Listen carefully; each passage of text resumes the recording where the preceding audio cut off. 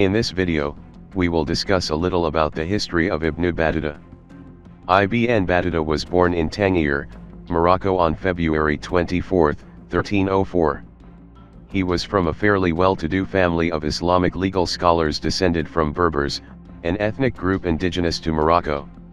A Sunni Muslim trained in the Maliki tradition of Islamic law, Ibn Battuta left his home at the age of 22 to begin his rihla, or voyage. Rihla is one of 4 forms of travel encouraged by Islam, the best known of which is Hajj, the pilgrimage to Mecca and Medina. The term rihla refers to both the travel and the genre of literature that describes the journey. The purpose of rihla is to enlighten and entertain readers with detailed descriptions of pious institutions, public monuments, and religious personalities of Islam. Ibn Battuta's travelogue was written after he returned, and in it he stretched the conventions of the genre, including autobiography as well as some fictional elements from the Ajaib or marvels traditions of Islamic literature. Ibn Battuta's journey began from Tangier on June 14, 1325. Originally intending to make a pilgrimage to Mecca and Medina, by the time he reached Alexandria in Egypt, where the lighthouse was still standing, he found himself entranced by the people and cultures of Islam. He headed for Iraq, western Persia, then Yemen, and the Swahili coast of East Africa. By 1332 he reached Syria and Asia Minor, crossed the Black Sea and reached the territory of the Golden Horde. He visited the steppe region along the Silk Road and arrived at the oasis of Khwarezm in western Central Asia. Then he traveled through Transoxania and Afghanistan, arriving in the Indus Valley by 1335.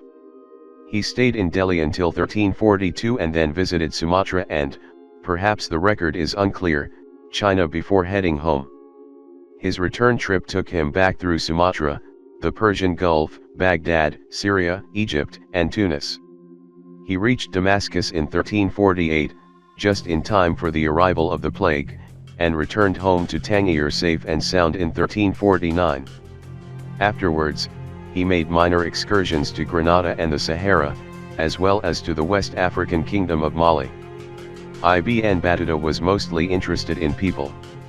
He met and talked with pearl divers and camel drivers and brigands.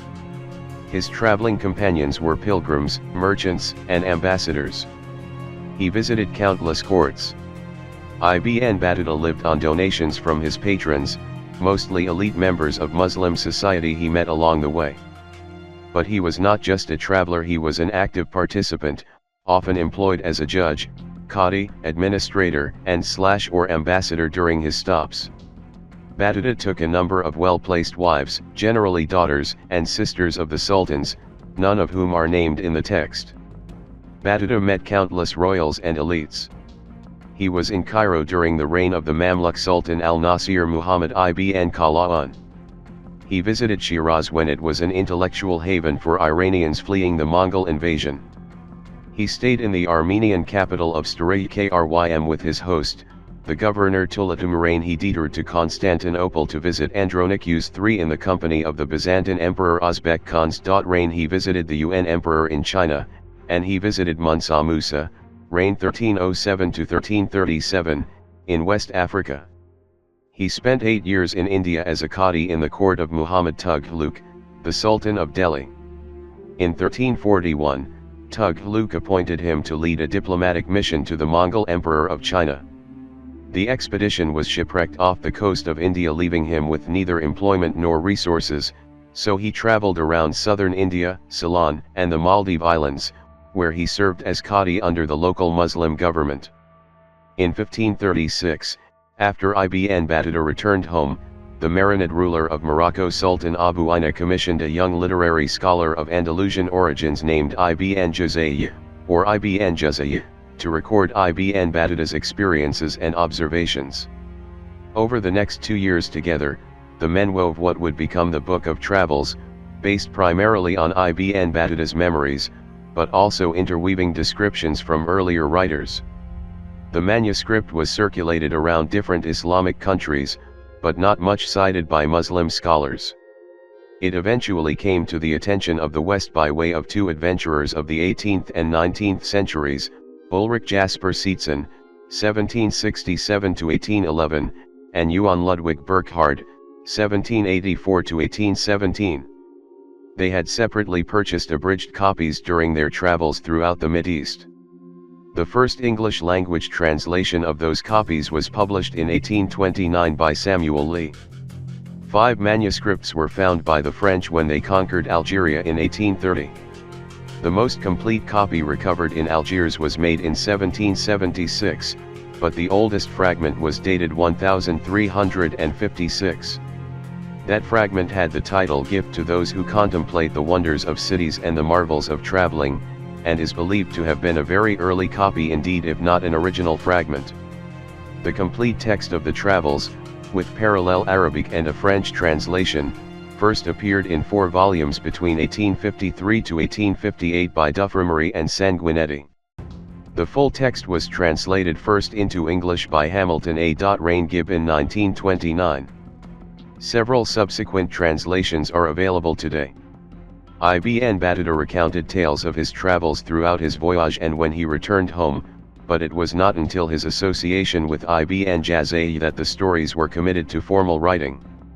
Battuta took notes during the journey but admitted that he lost some of them along the way. He was accused of lying by some contemporaries, though the veracity of those claims is widely disputed. Modern critics have noted several textual discrepancies which hint at substantial borrowing from older tales.